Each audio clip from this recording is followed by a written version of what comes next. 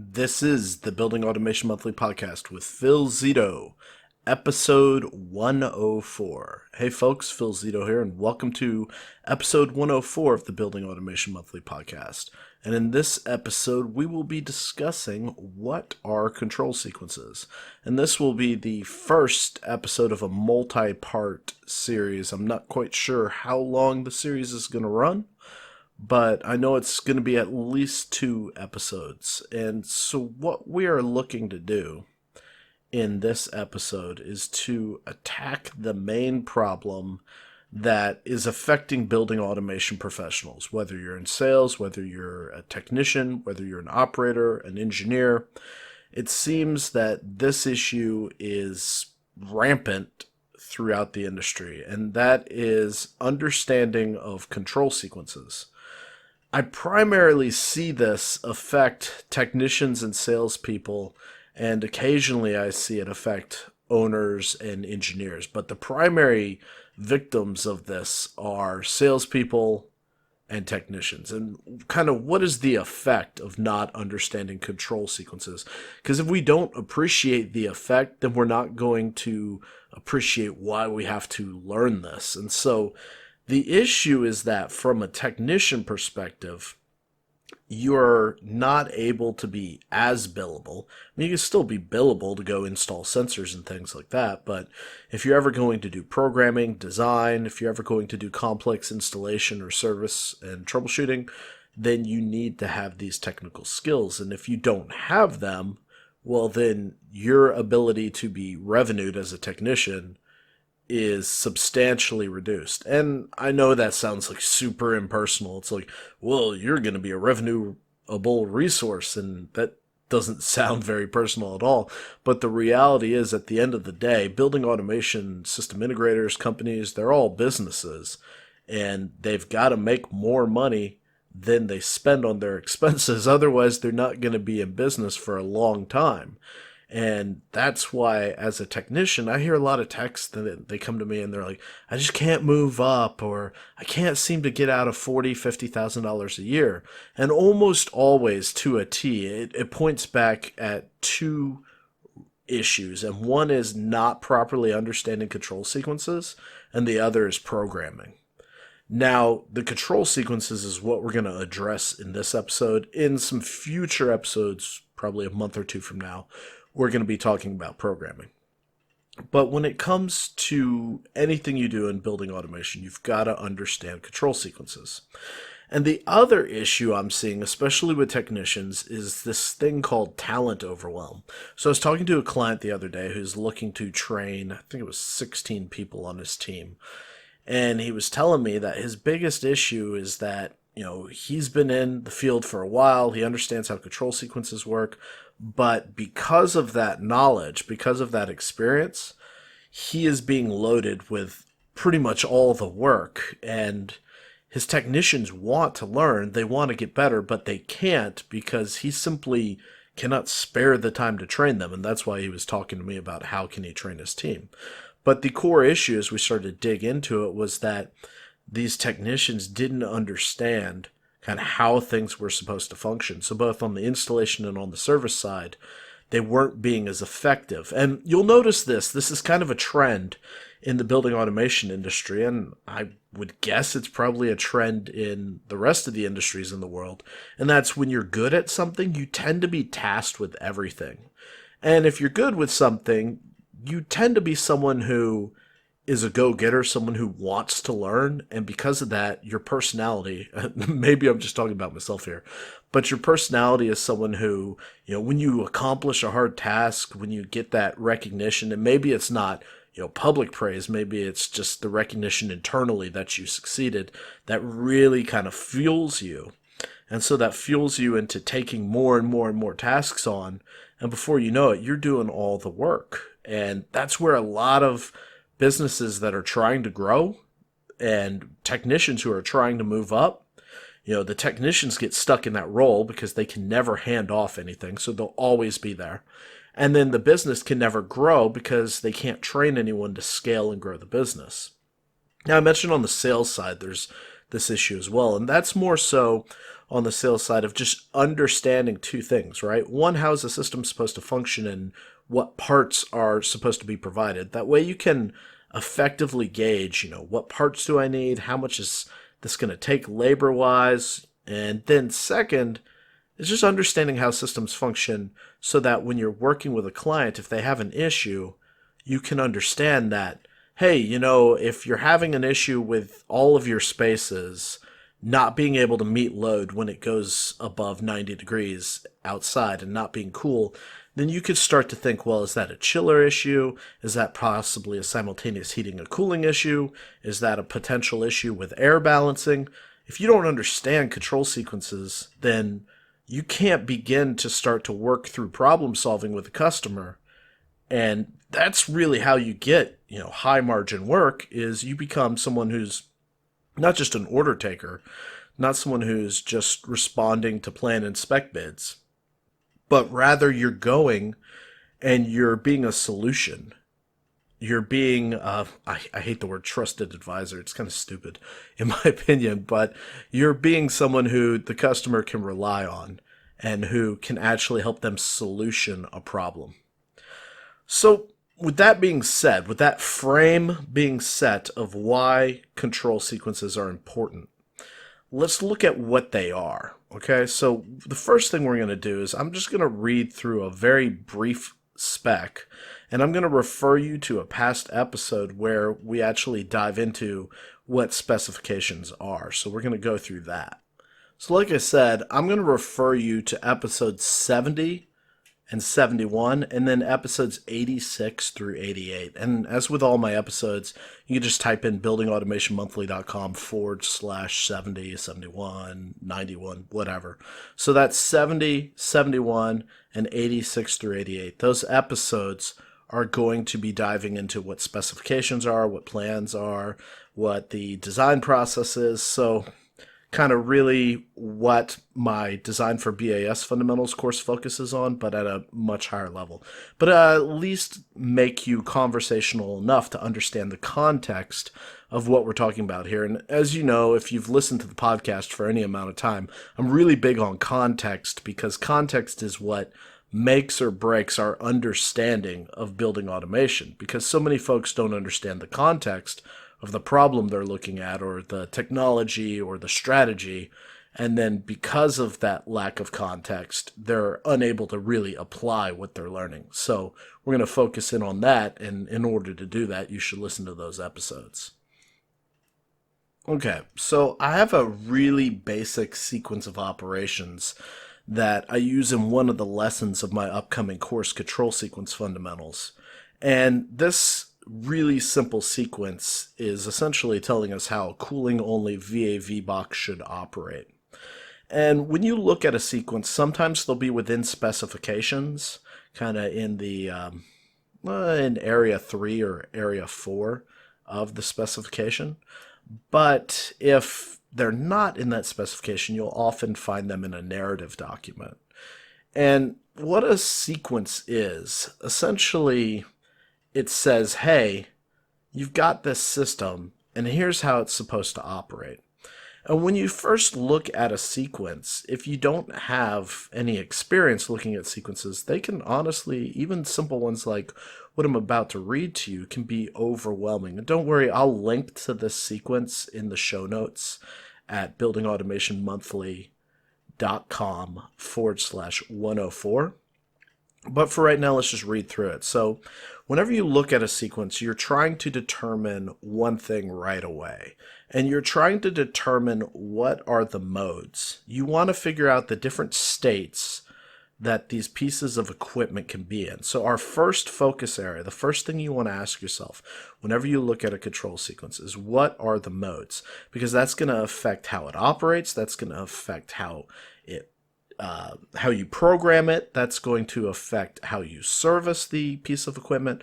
I've seen so many folks who are working on a piece of equipment and it's in a specific mode, but they're thinking it's in a different mode, and they're troubleshooting it, they're trying to get it to operate, and they're just making things worse because they don't understand what it's supposed to be doing. Fortunately for us, this sequence is fairly simple. They only have 3 modes.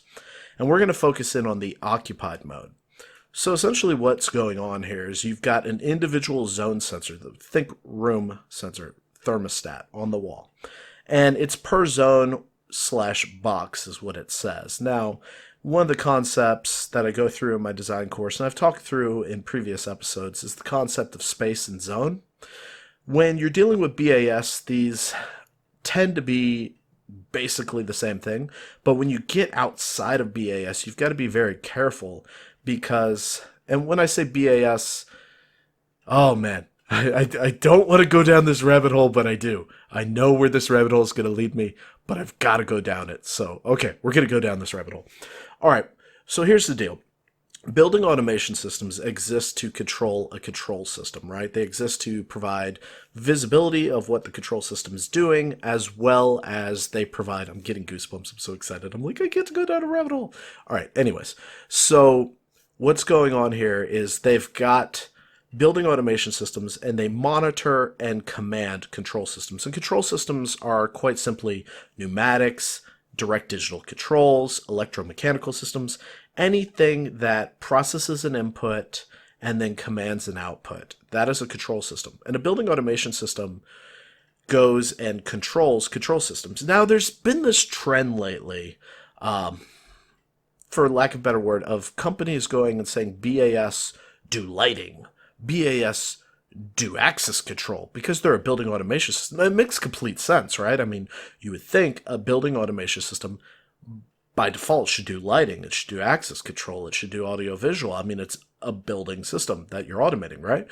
But if you thought that, you'd be absolutely wrong. And the reason why is that very few building automation systems out of the box, without plugins or without some sort of code being written, can go and natively pull in lighting systems and access control. Sure, they could do it via BACnet IP, but you're getting some kind of halfway bastardized integration that has limited capabilities, and then you got to worry about, am I the master, or is the lighting system the master, or is the AV system the master? You know, if someone goes and turns on the lights in the AV system, does that override what the lights are doing in the lighting system and in the BAS? And you can see it just starts to get really nasty.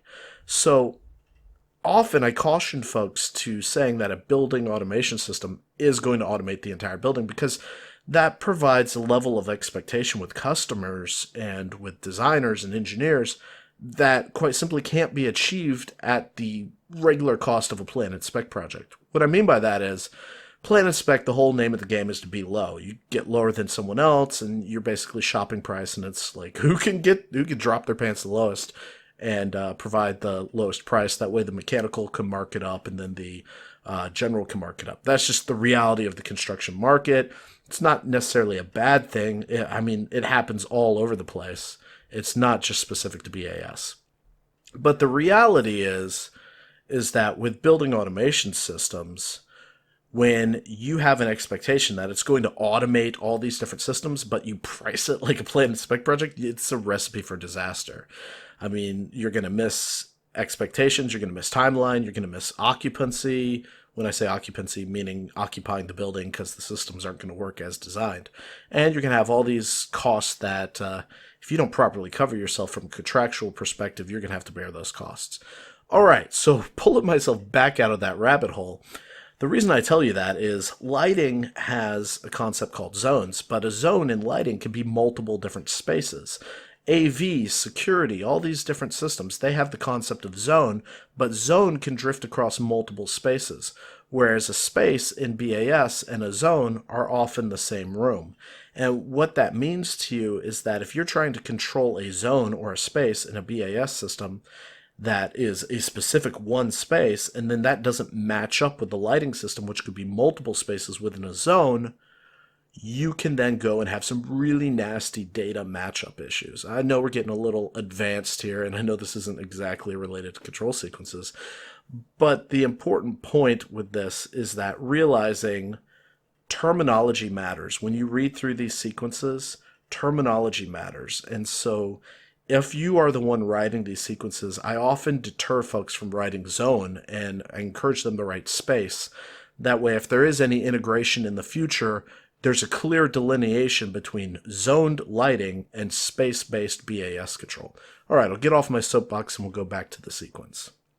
So like I said, you've got occupied mode, right? And that's the first thing you want to do is you want to determine your modes. So step one, determine your modes. And what you're doing here is you're looking at your zone sensor, and I'm just calling it zone sensor. I should really rewrite this sequence, but it's I didn't write it, by the way. So you're looking at your space sensor, and then it's transmitting space temperature and space set point to the VAV box controller. The controller then modulates the primary air damper in order to deliver the appropriate amount of cool air from the duct into the space. And as the space temperature falls towards set point, the damper is modulated towards a minimum position. When the space temperature reaches set point, the damper reaches its minimum position. So that would be proportional control, right? Maybe, maybe not, because what's going on actually is you've got several different loops in there. You've got a damper loop, you've got a zone temperature loop. When I say loop, those are programming concepts. Don't focus too much on that. We'll cover that, like I said, in a future episode. But the key point here is that you understand the mode. And what you want to do when you start to unpack these modes is you want to identify inputs and outputs. So as I look at this occupied mode, I can see several different inputs and outputs. I have an input of a space temperature sensor. I have an input of a space set point. I have input of airflow. Even though it doesn't necessarily call out that I'm monitoring airflow, I have airflow. I have an output of damper command. I have set points of minimum and maximum airflow set points. I also have an occupancy mode input. So you want to list out your inputs on your left and your outputs on your right. And this is where, when you're looking at a sequence, now that you've got your inputs and outputs listed out, you can go and categorize them in physical inputs and outputs and logical inputs and outputs. So often folks will ask me, if I'm new to sales or I'm a new tech, how do I know what's supposed to be in these systems? Well, for one, you've got to be trained on these systems. You've got to understand what these systems do mechanically. But for two, once you have a basic understanding of how these systems work, you can use that kind of input-output process that I just described. And so you can do that step two of separating your inputs and outputs. Now that you have that, now you're able to go and list out what are the triggers. So for example, we see that space temperature and space temperature set point are a trigger for... What are they a trigger for? I want you to pause the podcast and think about this for a second. Now, if you set the damper command, you'd be absolutely wrong. And the reason why is they are not a trigger for the damper command. They are the trigger for the airflow set point. So the damper command is going to have an airflow set point and an airflow, basically, input point. And that is going to be what the damper maintains. And I see folks make this mistake a lot when they're first starting to program and they're first starting to work on VAV boxes, which are commonly one of the first systems you'll ever work on as a technician or as a salesperson. And they think, oh, the space temperature and space temperature set point, that's going to be the trigger to make the damper open and close. And that's not the trigger to make the damper open and close. And here's why. Because if you do that, you can actually cause some issues when we get into further concepts like reheat boxes and series and parallel fan power boxes. So you need to understand that there's a separation there. So you have an input, which is space temperature, and you have an output, which is space temperature set point. And then that goes through a control block, which could be a PID block, could be a span block, but somehow it produces a CFM set point. And usually what that is doing is this guy called the balancer, or gal called the balancer, will set a maximum cooling CFM and a minimum cooling CFM on cooling boxes. And then you will kind of fluctuate between that based on the difference between space temperature and space temperature set point. Then what happens is that new set point that is being calculated based on that output goes and drives the damper. So you're kind of seeing these two independent processes. But if you think about it, that it's one trigger altogether, then you can end up going and either designing the system wrong, programming the system wrong, installing the system wrong. So you really need to do step two, which is to look for your triggers. And then finally, step 3, now that we have our triggers identified, we line out the flow of our system. So, I mean, the cooling only VAV box is pretty simple. We've got an occupied command that tells the box that it can control. It's either on or off. And then we drive the space temperature and space temperature set point. And then we look at what our CFM set point is and our actual CFM and drive our damper accordingly. Pretty simple operation. Pretty simple control. Not too terribly difficult. But as you can imagine, if you extrapolate this to a mixed air, single path, dual fan, variable speed with air handler with preheat and reheat and cooling and an enthalpy recovery wheel, you can start to see that things can get a little crazy. And that's why going and lining out the flow is so critically important. So let's revisit these steps real quick, right? So step 1 is we're going to draft the input and output. We're going to identify the input and output based on the sequence. Step 2 is then we're going to identify the triggers. What do these inputs and outputs trigger? So another example would be a common exhaust fan sequence of operations. So the space temperature shall maintain 80 degrees adjustable. If the space temperature rises above that space temperature set point of 80 degrees adjustable, so the exhaust fan shall be enabled on until the space temperature set point drops below the space temperature set point by 2 degrees for a minimum of 5 minutes. So that's a basic sequence of operations for exhaust fan. And we can see that we have inputs and outputs, and we have triggers in that space set point versus that space temp is going to be a trigger. And then we also see that we have a trigger on the shutdown side of that. We have to have a difference, a delta, between space temperature and space temperature set point of 2 degrees for a time period of 5 minutes. So that is another strategy, which is called delay stop, delay start. And that's to avoid what's called short cycling, which is where you're turning stuff on and off and on and off. So that's our looking at both step 1 and step 2, and then we line it out on paper, which is step 3, going and diagramming the flow. So this was a very high-level cursory look at control sequences. We didn't dive very deep, and granted it was audio and not visual, so some of you may have had to visualize this in your head, and this is something that definitely will be even better understood with visual representation of how this is all working. So what I want you all to do now is I want you to go, and if you have a sequence of operations, great. If you don't, I'll link one or two in the show notes at buildingautomationmonthly.com/104. And I want you to go through these 3 steps. I know they may seem tedious, and I know for a cooling only VAV box, you may be like, oh my gosh, this is super easy. Why is he making me do this? But if you do this step, it's going to change how you process sequences. So often we glance at sequences and we're like, oh yeah, I know how this is supposed to work. But we miss minor details because we don't line it out. And then we're sitting there with the commissioning agent telling us we failed the commissioning test. And then if you fail commissioning tests, they start to look even deeper into everything else, and that's just a recipe for disaster. So I really want you to start adopting this process and go and look at these 3 steps.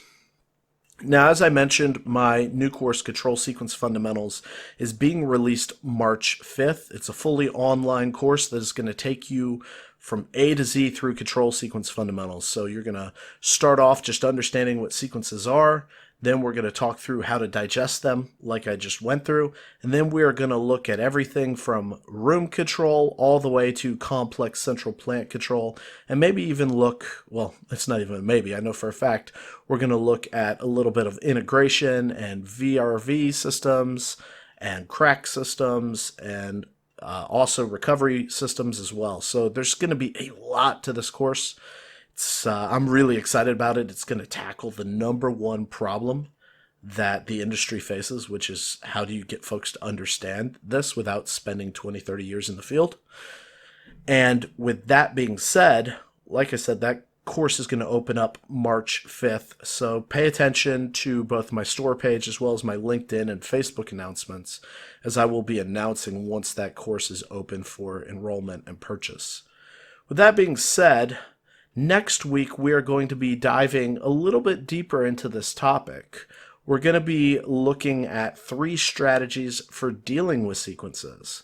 So whereas in this episode, we just went through the 3 steps of processing a sequence, in next week's episode, episode 105, we're actually going to talk about 3 strategies for dealing with sequences, and that's going to really help you kind of take things to the next level and really continue to grow and expand in your career. Once again, thank you so much for being here. I really appreciate every one of you who listens. And I'm so thankful. I read the iTunes reviews and folks talk about how it's helping them with their career and breaking into the BAS industry and just making things that seem so complex. It really ticks me off when folks don't share information and they don't want to really help folks. And I don't want you to be stuck in that position. I want to help you grow. I want to help you understand this building automation field because it's such a great field. You can make an impact. It can be a very lucrative career. And overall, it's just a lot of fun. So thank you so much for being here. I appreciate every one of you who listens. And I can't wait to talk to you again in episode 105 next week. And like I said, everything I discussed here will be available at buildingautomationmonthly.com/104. Thanks a ton for being here, and I will talk to you all next week. Take care.